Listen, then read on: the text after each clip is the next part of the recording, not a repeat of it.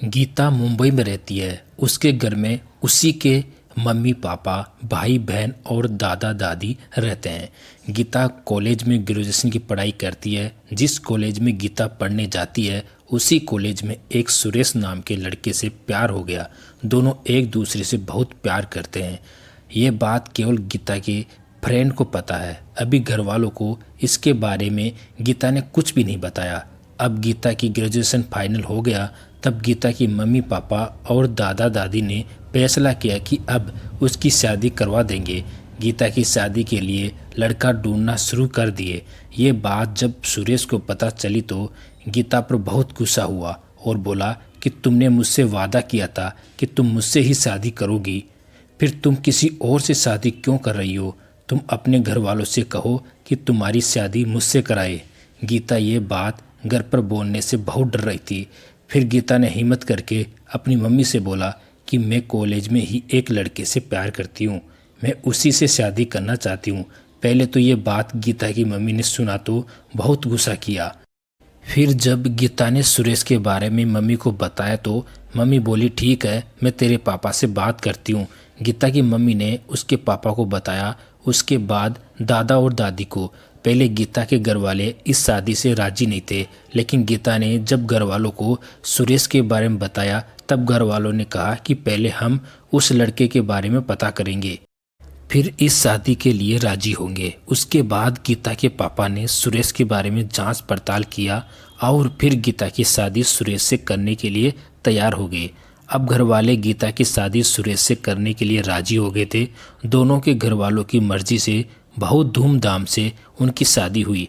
अब गीता ससुराल आ चुकी थी। गीता के ससुराल में उसके सास ससुर, देवर, ननद और बुआ जी रहते थे। सब लोग बहुत अच्छे से गीता का स्वागत किया।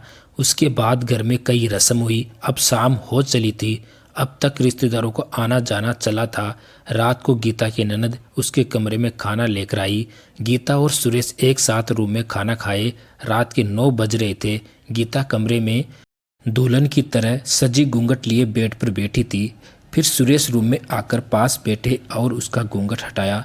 फिर सुरेश बोले, आज मेरी वाइफ परियों की रानी लग रही है। वो दोनों बहुत खुश थे क्योंकि उनकी लव मैरिज थी। लेकिन गीता तब हैरान हो गई जब सुरेश उसे थोड़ी देर बात किया और बोले कि मैं थोड़ी देर में आता हूँ।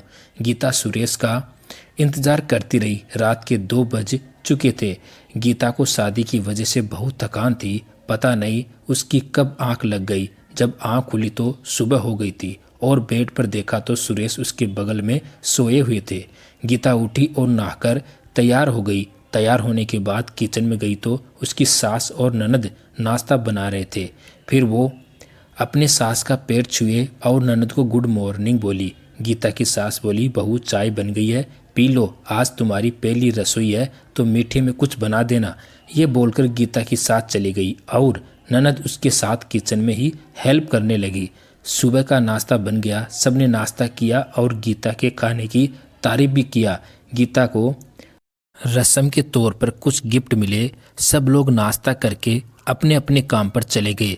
गीता और उसकी ननद एक साथ बैठकर ढेर सारे बातें करने लगे। अब शाम हो चुकी थी। सुरेश और उसके पापा काम से घर वापस आ चुके थे। सब लोग एक साथ डिनर किया। अब फिर गीता की सास बोली, बहू अब तुम अपने कमरे में जाओ। गीता आज फिर कमरे में दुल्हन के जोड़े में बैठकर सुरेश का इंतजार करने लगी। शादी के दूसरे दिन सुरेश कमरे में आया, उसका घूंघट हटाया, उससे बातें की और बोले, मैं थोड़ी देर में आता हूँ। गीता सुरेश का इंतजार करते करते पता नहीं कब सो गई। अब गीता की आंख खुली तो सुबह हो चुका था। सुरेश उसके बगल में सोए हुए थे। कुछ दिन ऐसा ही चलता रहा। फिर गीता सुरेश से पूछना चाहती थी आखिर वह उसके साथ ऐसा क्यों कर रहे हैं, रोज रात को कहाँ जाते हैं। सुरेश ने इधर उधर की बातें करके उसकी बात टाल दिया और फिर सब वैसा ही चलता रहा। अब वो अपनी ननद से पूछना चाहती थी कि आखिर क्या बात है कि सुरेश उसके साथ ऐसा क्यों कर रहे हैं। गीता जब अपनी ननद से पूछा तो उसकी ननद बोली कि भाभी मुझे कुछ नहीं पता, ये बात आप खुद ही पता करो। फिर गीता सोचने लगी कि आज रात मैं सुरेश का पीछा करूंगी, आखिर वह कहाँ जाते हैं। अब रात हो गई थी। गीता कमरे में बैठी हुई थी। सुरेश आए, गीता से बातें की और फिर कहने लगे, तुम सो जाओ, मैं थोड़ी देर में आता हूँ। ये कहकर सुरेश कमरे से बाहर जाने लगे। गीता अपने पति का पीछा करने लगी।